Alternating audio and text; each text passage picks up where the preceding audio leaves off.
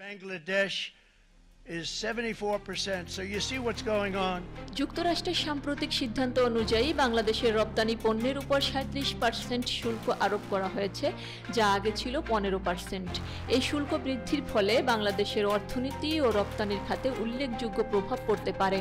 উচ্চ শুল্কের ফলে বাংলাদেশের পণ্যের দাম যুক্তরাষ্ট্রের বাজারে বেড়ে যাবে, যা প্রতিযোগিতায় নেতিবাচক প্রভাব ফেলতে পারে, বিশেষ করে তৈরি পোশাক খাতে, যেখানে যুক্তরাষ্ট্র একটি প্রধান বাজার।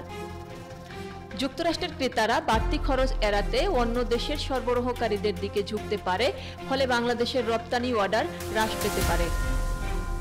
রপ্তানি কমে গেলে শিল্প খাতে কর্মসংস্থান হ্রাসের সম্ভাবনা রয়েছে, যা দেশের সামগ্রিক অর্থনীতিতে নেতিবাচক প্রভাব ফেলতে পারে। বাংলাদেশের কি করা উচিত? যুক্তরাষ্ট্রের বাজারে নির্ভরতা কমিয়ে ইউরোপ, এশিয়া ও আফ্রিকার নতুন বাজারে প্রবেশের চেষ্টা করা, শুধু তৈরি পোশাক নয়, অন্যান্য পণ্য যেমন চামড়া, ওষুধ, তথ্য প্রযুক্তি ইত্যাদি রপ্তানি বৃদ্ধিতে মনোযোগ দেওয়া। যুক্তরাষ্ট্রের সঙ্গে বাণিজ্য আলোচনার মাধ্যমে শুল্ক কমানো বা বিশেষ সুবিধা পাওয়ার চেষ্টা করা। সার্বিকভাবে যুক্তরাষ্ট্রের এই শুল্ক বৃদ্ধির ফলে বাংলাদেশের রপ্তানি খাত চ্যালেঞ্জের মুখে পড়তে পারে, তবে সঠিক পরিকল্পনা ও কৌশল গ্রহণের মাধ্যমে এই চ্যালেঞ্জ মোকাবেলা করা সম্ভব।